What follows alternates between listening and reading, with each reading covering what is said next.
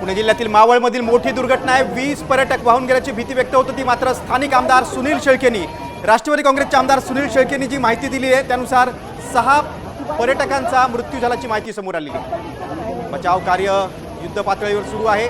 पूल कोसळलेला आहे, 6 जणांचा मृत्यू आहे। एनडीआरएफचं पथक देखील दाखल झालेलं आहे।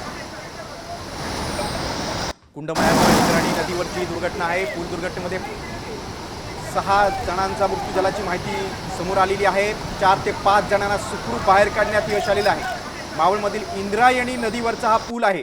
बचाव करण्यासाठी एनडीआरएफचं पथक देखील घटनास्थळी दाखल झालेलं आहे। स्थानिक आमदार सुनील शेळके यांनी साम टीव्हीशी काही वेळापूर्वी संवाद साधला आणि त्यांनी या घटनेविषयी माहिती दिली। पुलावर 100हून अधिक लोक उपस्थित होते अशी देखील शेळके यांनी माहिती दिलेली आहे। एनडीआरएफच्या 2 टीम देखील घटनास्थळी दाखल झालेल्या आहेत। 30 वर्षांपूर्वीचा हा लोखंडी पादचारी पूल होता। 6 पर्यटकांचा मृत्यू झाल्याची माहिती राष्ट्रवादी काँग्रेसचे आमदार सुनील शेळके यांनी दिलेली आहे। 4 ते 5 जणांना सुखरूप पाण्यातून बाहेर काढण्यात यश आलेलं आहे। संपूर्ण शासकीय यंत्रणा आता सतर्क झालेली आहे।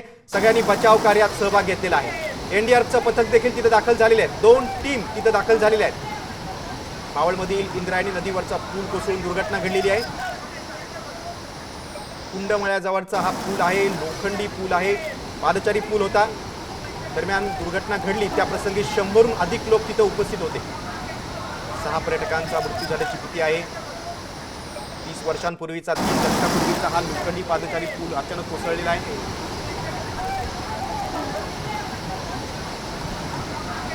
बचाव कार्य वेगात सुरू आहे। आपण दृश्य बघतोय, एनडीआरएफच्या 2 तुकड्या देखील तिथे दाखल झालेल्या आहेत। 4 ते 5 जणांना सुखरूप बाहेर काढण्यात यश आले। स्थानिकांनी लगेच मदतीसाठी तिथे धाव घेतली। 20 ते 25 जण वाहून गेल्याची भीती व्यक्त होते। जखमी पर्यटकांसाठी रुग्णवाहिका देखील दाखल झालेली आहे।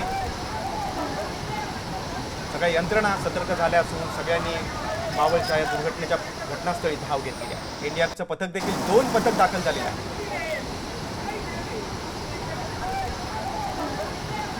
3 दशकापूर्वीचा हा लोखंडी पूल होता। पुलाचं ऑडिट झालं होतं का, किंवा पूल हा धोकादायक पातळीवर होता, धोकादायक स्थितीत होता का, याबद्दल आता तर्कवितर्क लढवले जाते।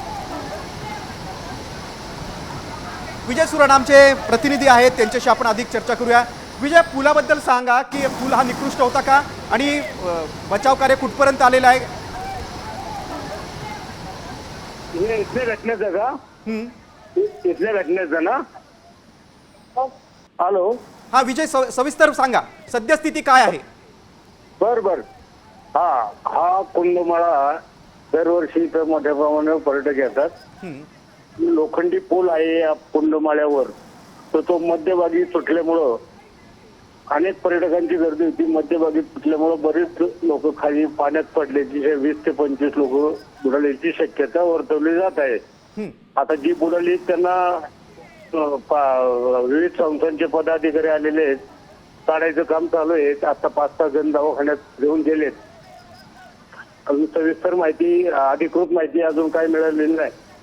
अँब्युलन्स वगैरे सगळे इथं, पोलीस बंदोबस्त मोठ्या प्रमाणात आहे। पाण्यात उतरून लोक काढायचं काम सुरू आहे।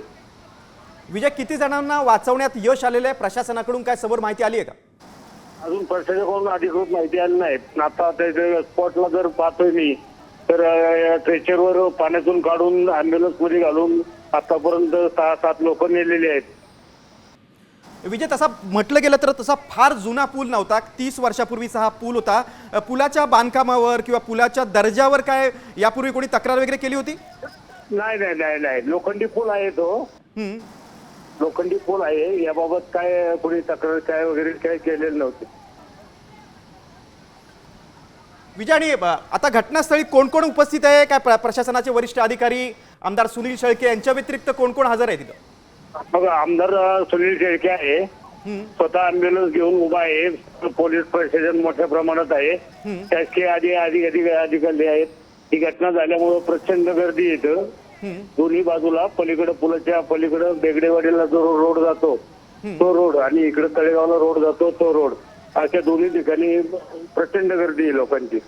विजय, आणखी एक महत्त्वाचा मुद्दा आहे. प्रशासनाकडून यापूर्वी या परिसरामध्ये काही सतर्कतेचा इशारा देण्यात आला होता की धोकादायक स्थिती आहे वगैरे, असं काही प्रशासनाकडून सांगितलं होतं किंवा तसा काही बोर्ड लिहिला होता? पुलाच्या बाबतीत असं काही लिहिलंच नव्हतं. फक्त पर्यटकांनी पाण्यात जाऊ नये असा धोकादायक बोर्ड काही ठिकाणी लावलेले होते. ते गेले वर्षापासून तेही बोर्ड नव्हते. ते पण बोर्ड सध्या नव्हते तिथं.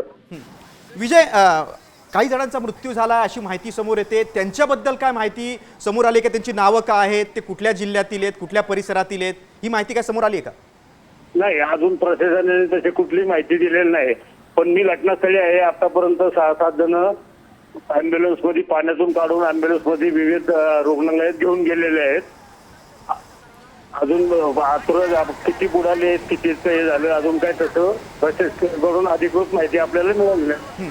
विजय, तुम्ही सविस्तर माहिती दिली त्याबद्दल धन्यवाद. वेळोवेळी पुढच्या बातमीपत्रात देखील आम्ही तुमच्याकडनं माहिती घेत राहू. तुर्तास माहिती दिली त्याबद्दल धन्यवाद.